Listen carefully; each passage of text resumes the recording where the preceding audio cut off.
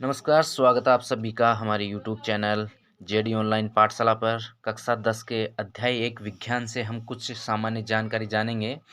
उसमें हमारा जो अध्याय है उसमें रासायनिक अभिक्रिया एवं समीकरण के बारे में जानकारी दी गई है। ठीक है, तो जो हमारे दैनिक जीवन में कई प्रकार की ऐसी परिस्थितियाँ होती है, तो हम उन पर विचार करते हैं, उनको देखते हैं कि जैसे गर्मियों के अंदर कमरे के ताप पर दूध को खुला छोड़ दिया जाता है यदि, या लोहे का तवा, तसला, कील को आर्द्र वायुमंडल में खुला छोड़ दिया जाता है जहाँ मतलब नमी होती है थोड़ी बहुत। अंगूर का किण्वन हो जाता है, अंगूर सड़ने लग जाते हैं, भोजन पकाया जाता है, हमारा शरीर भोजन को पचा लेता है, हम सांस लेते हैं। तो इन सभी परिस्थितियों में क्या होता है कि वस्तु की जो प्रारंभिक प्रकृति और पहचान होती है उसमें कुछ ना कुछ परिवर्तन जरूर होता है। ठीक है, तो ये जो पदार्थ के भौतिक और रासायनिक परिवर्तन होते हैं, ये कक्षा 9 में भी अध्याय है इनका। तो इसे हम उदाहरण से समझते हैं, जो प्रायोगिक आधार पर इन्हें बताया गया है। एक लगभग 3 से 4 सेंटीमीटर लंबे मैग्नीशियम रिबन को रेगमाल से रगड़कर उसको साफ कर लेते हैं। ठीक है, इसे चिमटे से पकड़कर स्प्रिट लैंप या बर्नर से इसका दहन करिए, मतलब इसे जलाया जाता है। इससे बनी राख को वॉच ग्लास में इकट्ठा कर लीजिए। ठीक है, जैसे उसमें पारदर्शी हो उसको।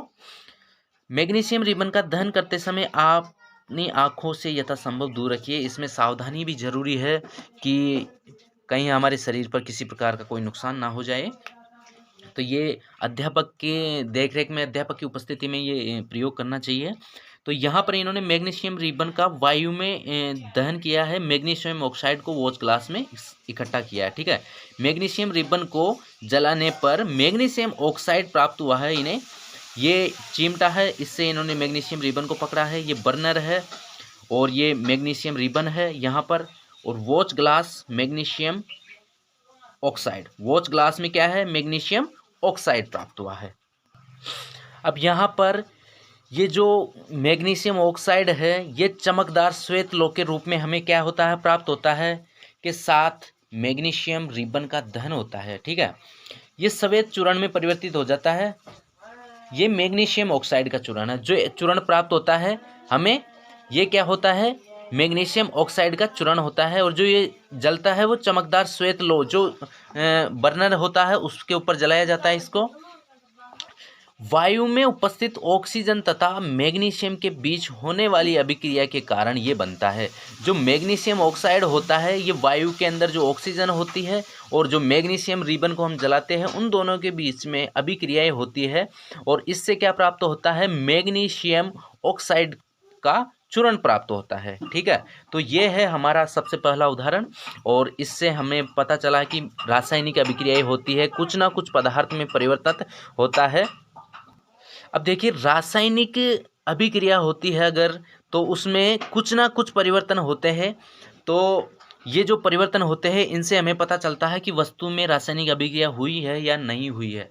यदि कोई वस्तु है और उसमें अगर रासायनिक अभिक्रिया होती है तो उसकी अवस्था में परिवर्तन हो सकता है, उसके रंग में परिवर्तन हो सकता है, गैस का निकास हो सकता है, उत्सर्जन हो सकता है, गैस उसके ताप में परिवर्तन हो जाता है। तो ये सभी क्या है, रासायनिक अभिक्रिया होने के गुण है कि ये अवस्थाओं में और रंग में, गैस में और तापमान, इन सभी में परिवर्तन होने की संभावना होती है। इनमें से किसी में से भी अगर कोई परिवर्तन होता है तो मतलब उसमें रासायनिक अभिक्रिया हुई है। ठीक है, तो हम हमारे जो आसपास हो रहे परिवर्तनों को देखेंगे तो पाएंगे कि हमारे चारों ओर विविध प्रकार की रासायनिक अभिक्रियाएं हो रही है।